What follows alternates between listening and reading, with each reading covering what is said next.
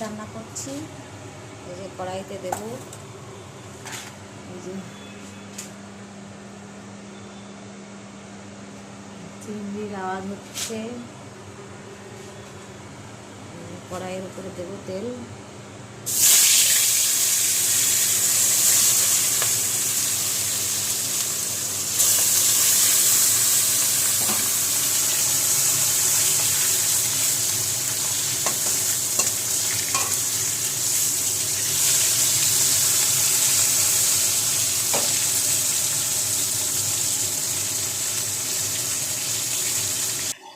এই যে আমুনি মাছ করেছি, আর ওই মাছ করছি বন্ধুরা। আর বিনসের সবজি বানাবো। বিনস এখনো কাটিং হয়নি, বিনসের সবজি বানাবো।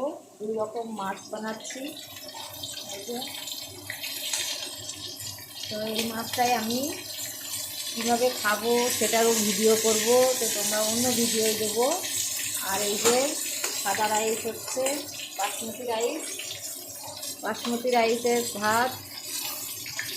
আর এই যে মাছের টক করব, টক দিয়ে তেঁতুল দিয়ে রান্না করব। এই যে তেঁতুল ভিজানো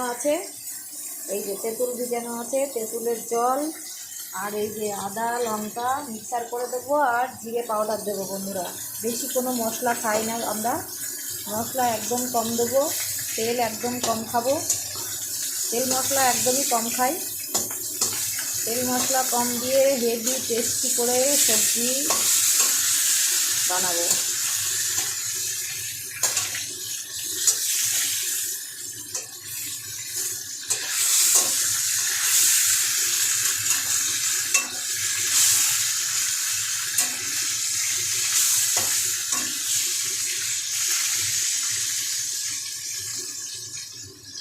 মশলাটা মিক্সার করে নিই, ঠিক আছে। মশলা মিক্সার হয়ে গেছে, এরকম দ্বারা মিক্সার করেছি। আদা লঙ্কা, বুঝলে তো, বেশি মিক্সার করি না আমি, বেশি মিক্সার খাই না বেশি, এটাই বেশি টেস্টি হয় সবজি।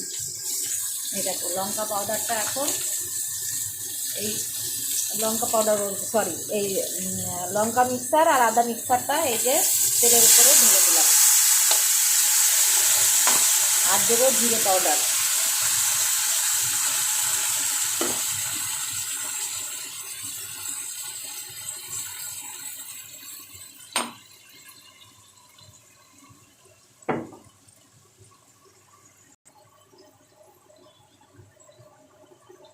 এই যে ছোট চামচের 1 চামচ এই যে জিরে পাউডার।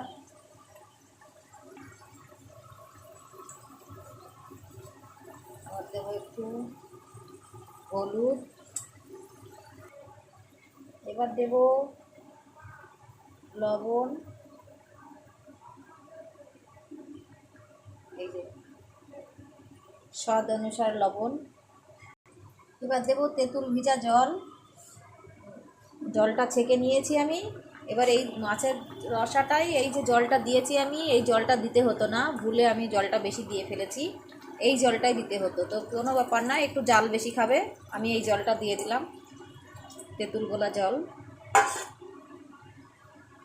এটাই কি একটু জাল বেশি করে দিতে হবে আমার জলটা শুকানোর জন্য, ঠিক আছে।